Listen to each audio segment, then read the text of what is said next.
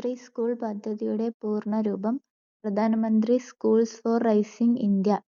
P M Shri school പദ്ധതിയുടെ പൂർണ്ണരൂപം Pradhan Mantri schools for rising India. 2022 September 7-നാണ് പി എം ശ്രീ പദ്ധതി കേന്ദ്ര സർക്കാർ അവതരിപ്പിച്ചത്. 2023-27 വർഷത്തേക്കുള്ള പദ്ധതി പ്രകാരം ഓരോ ബ്ലോക്കിലും നിലവിലുള്ള 2 വിദ്യാലയങ്ങൾ പി എം ശ്രീയായി വികസിപ്പിക്കും. ഒരു വിദ്യാലയത്തിന് ശരാശരി 1.13 കോടി രൂപ നൽകും. കേന്ദ്ര സംസ്ഥാന വിഹിതം 60:40 എന്ന അനുപാതത്തിലാണ്. 14,500 സർക്കാർ സ്കൂളുകളെ മാതൃകാ സ്ഥാപനങ്ങളാക്കാൻ 27,000 കോടി രൂപ വകയിരുത്തിയിട്ടുണ്ട്. തമിഴ്നാട്, ബംഗാൾ എന്നീ സംസ്ഥാനങ്ങൾ ഒഴികെയുള്ള സംസ്ഥാനങ്ങളും കേന്ദ്രഭരണ പ്രദേശങ്ങളും പദ്ധതിയുടെ ഭാഗമായിട്ടുണ്ട്. കേരളം ചേർന്നെങ്കിലും പിന്നീട് പിന്മാറുന്നതായി കത്തുനൽകി. അടുത്തിടെ ഇന്ത്യ സന്ദർശിച്ച ഡോക്ടർ ഹരിണി അമരസൂര്യ ഏത് രാജ്യത്തെ പ്രധാനമന്ത്രിയാണ്? ശ്രീലങ്ക. അടുത്തിടെ ഇന്ത്യ സന്ദർശിച്ച ഡോക്ടർ ഹരിണി അമരസൂര്യ ഏതു രാജ്യത്തെ പ്രധാനമന്ത്രിയാണ്? ശ്രീലങ്ക.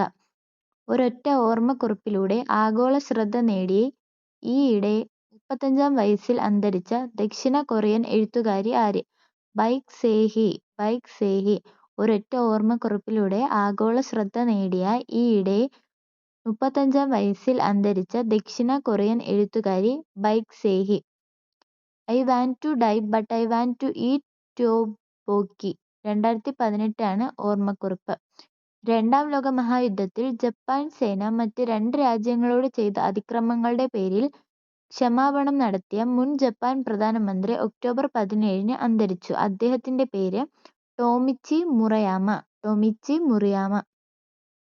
രണ്ടാം ലോക മഹായുദ്ധത്തിൽ ജപ്പാൻ സേന മറ്റ് രാജ്യങ്ങളോട് ചെയ്ത അതിക്രമങ്ങളുടെ പേരിൽ ക്ഷമാപണം നടത്തിയ മുൻ ജപ്പാൻ പ്രധാനമന്ത്രി ഒക്ടോബർ 17-ന് അന്തരിച്ചു. പേര് ടോമിച്ചി മുറയാമ. 1994-96 കാലത്ത് പ്രധാനമന്ത്രി പദം വഹിച്ച മുറയാമ രണ്ടാം ലോക യുദ്ധത്തിൽ ജപ്പാൻ കീഴടങ്ങിയതിന്റെ 50-ാം വാർഷിക ദിനമായ 1995 ഓഗസ്റ്റ് 15-നാണ് നിരുപാധികം മാപ്പ് അപേക്ഷിച്ചത്. എന്നാൽ 2013-ൽ പ്രധാനമന്ത്രിയായിരുന്ന ഷിൻസോ അബെ ദേശീയ അഭിമാനത്തിന് ക്ഷതമേൽപ്പിക്കുന്നതാണെന്ന വാദം ഉയർത്തിക്കൊണ്ട് മുറയാമയുടെ മാപ്പപേക്ഷ തള്ളി. ട്രാൻസ്ജെൻഡറുകളുടെ അവകാശങ്ങൾ സംരക്ഷിക്കാനും തുല്യാവസരങ്ങൾ ഉറപ്പുവരുത്താനുമുള്ള നയരൂപവത്കരണത്തിനായി സുപ്രീം കോടതി നിയമിച്ച സമിതിയുടെ അധ്യക്ഷ ആശ മേനോൻ. ട്രാൻസ്ജെൻഡറുകളുടെ അവകാശങ്ങൾ സംരക്ഷിക്കാനും തുല്യാവസരങ്ങൾ ഉറപ്പുവരുത്താനുമുള്ള നയരൂപവത്കരണത്തിനായി സുപ്രീം കോടതി നിയമിച്ച സമിതിയുടെ അധ്യക്ഷ ആശ മേനോൻ. ഡൽഹി ഹൈക്കോടതി മുൻ ജഡ്ജിയും മലയാളിയുമാണ്. ഡൽഹി ഹൈക്കോടതിയിലെ മുൻ ജഡ്ജിയും മലയാളിയുമാണ് ആശ മേനോൻ. ഔറംഗാബാദ് റെയിൽവേ സ്റ്റേഷന്റെ പുതിയ പേര് ഛത്രപതി സംഭാജി നഗർ സ്റ്റേഷൻ. ഔറംഗാബാദ് റെയിൽവേ സ്റ്റേഷന്റെ പുതിയ പേര് ഛത്രപതി സംഭാജി നഗർ സ്റ്റേഷൻ. 2022-ൽ മഹാരാഷ്ട്ര സർക്കാർ ഔറംഗാബാദ് ജില്ലയുടെ പേര് ഛത്രപതി സംഭാജി നഗർ എന്ന് മാറ്റിയതിന് പിന്നാലെയാണ് ഈ മാറ്റം. മറാഠ ഭരണാധികാരിയായിരുന്ന ഛത്രപതി ശിവജിയുടെ മകനാണ് സംഭാജി. ഇപ്പോൾ ഔറംഗാബാദ് റെയിൽവേ സ്റ്റേഷന്റെ പുതിയ പേര് ഛത്രപതി സംഭാജി നഗർ സ്റ്റേഷൻ. ദീപാവലിയോടനുബന്ധിച്ച് അയോധ്യയിൽ സരയൂ നദീതീരത്ത് നടന്ന ദീപോത്സവത്തിന് 2 ഗിന്നസ് റെക്കോർഡ് ലഭിച്ചത് ഏതു നേട്ടത്തിനായിരുന്നു? ഏറ്റവും കൂടുതൽ 26.17 ലക്ഷം മൺചെരാതുകൾ തെളിയിച്ചതിനും ഏറ്റവും കൂടുതൽ പേർ 2128 ആരതിയിൽ പങ്കെടുത്തതിനും. ഏറ്റവും കൂടുതൽ 26.17 ലക്ഷം മൺചെരാതുകൾ തെളിയിച്ചതിനും ഏറ്റവും കൂടുതൽ പേർ 2128 ആരതിയിൽ പങ്കെടുത്തതിനും. യുവജന പ്രക്ഷോഭത്തെ തുടർന്ന് ഏത് രാജ്യത്തെ പ്രസിഡന്റാണ് അടുത്തിടെ രാജ്യം വിട്ടത്? മഡഗാസ്കർ. യുവജന പ്രക്ഷോഭത്തെ തുടർന്ന് ഏത് രാജ്യത്തെ പ്രസിഡന്റാണ് അടുത്തിടെ രാജ്യം വിട്ടത്? മഡഗാസ്കർ. ആൻഡ്രി രാജോലിനയാണ് യുവജന പ്രക്ഷോഭത്തെ തുടർന്ന് നടന്ന സൈനിക അട്ടിമറിയിൽ പുറത്താക്കപ്പെട്ടത്. ഫ്രാൻസിന്റെ മുൻ കോളനിയായിരുന്ന ഇന്ത്യൻ മഹാസമുദ്രത്തിലെ ദ്വീപരാജ്യമായ Madagascar. London book of world റെക്കോർഡിൽ ഇടം പിടിച്ച കർണാടക സർക്കാരിന്റെ പദ്ധതിയാണ് Shakti. London book of world റെക്കോർഡിൽ ഇടം പിടിച്ച കർണാടക സർക്കാരിന്റെ പദ്ധതി ശക്തി. കൂടുതൽ വനിതകൾ സൗജന്യമായി ബസ് യാത്ര നടത്തിയതിനുള്ള ലോക റെക്കോർഡാണ് പദ്ധതി സ്വന്തമാക്കിയത്. കൂടുതൽ വനിതകൾ സൗജന്യമായി ബസ് യാത്ര നടത്തിയതിനുള്ള ലോക റെക്കോർഡാണ് പദ്ധതി സ്വന്തമാക്കിയത്.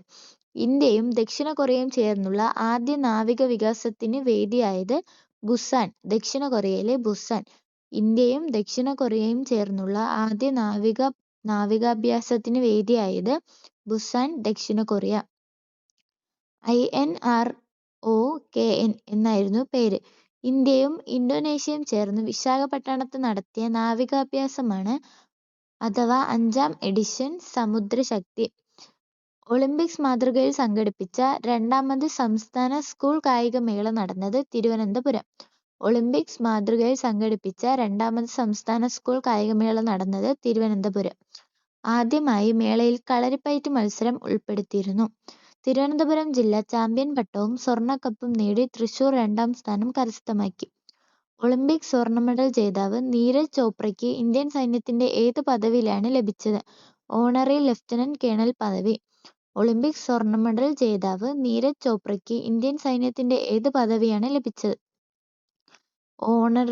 ഓണററി ലഫ്റ്റനന്റ് കേണൽ പദവി. ഇന്ത്യയുടെ ആദ്യ റോക്കറ്റ് വിക്ഷേപണ കേന്ദ്രമായി തുമ്പ എന്ന ഗ്രാമത്തെ തിരഞ്ഞെടുക്കുന്നതിൽ പ്രധാന പങ്ക് വഹിച്ച ശാസ്ത്രജ്ഞൻ അടുത്തിടെ അന്തരിച്ചു. അദ്ദേഹത്തിന്റെ പേരാണ് professor EV Chitnis. Eknath Vasant Chitnis 100. Indian ബഹിരാകാശ ഗവേഷണ പദ്ധതിയുടെ തുടക്കക്കാരിൽ ഒരാൾ കൂടിയായിരുന്നു മഹാരാഷ്ട്ര സ്വദേശിയായ ഏകനാഥ് വസന്ത് ചിറ്റ്നിസ്. ഭൂമിയുടെ കാന്തിക മധ്യരേഖയോട് വളരെ അടുത്ത് സ്ഥിതി ചെയ്യുന്നു എന്നതിനാലാണ് തുമ്പ തിരഞ്ഞെടുക്കപ്പെട്ടത്. 1963 നവംബർ 21 നെക്കി അപ്പാച്ചെ എന്ന ഇന്ത്യയുടെ ആദ്യത്തെ സൗണ്ടിംഗ് റോക്കറ്റിന്റെ വിക്ഷേപണത്തിലും അദ്ദേഹം പ്രധാന പങ്ക് വഹിച്ചു.